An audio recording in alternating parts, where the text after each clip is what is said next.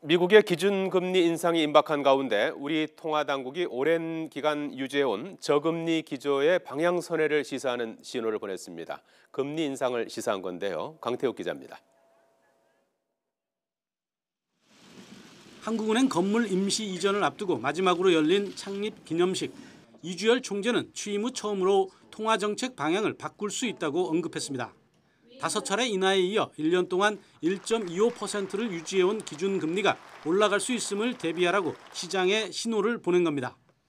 그러나 앞으로 경기 회복세가 지속되는 등 경제 상황이 보다 뚜렷이 개선될 경우에는 통화정책 완화 정도의 조정이 필요할 수 있으므로 이러한 가능성에 대한 검토를 면밀히 해 나가야 할 것입니다.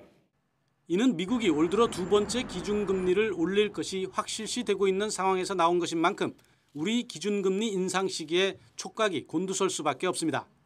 시장에선 한국은행이 기준금리를 추가로 내릴 가능성은 폐기 수준에 이르렀다는 분석이 나오고 있습니다. 경제 성장률 전망치를 상향 조정하겠다고 예고할 정도로 경제가 회복 기미를 보이는 데다 금리를 내려 1,360조 원에 이르는 가계부채에 기름을 붓게 할 수도 없기 때문입니다. 그렇다고 당장에 혹은 이른 시일 안에 인상이 이뤄지기도 쉽지 않다는 관측입니다. 한개 가구뿐만 아니라 480조 원에 이르는 자영업자 대출 등을 고려하면 금리를 올릴 경우 이자 부담에 파산에 직면하는 서민들이 적지 않기 때문입니다.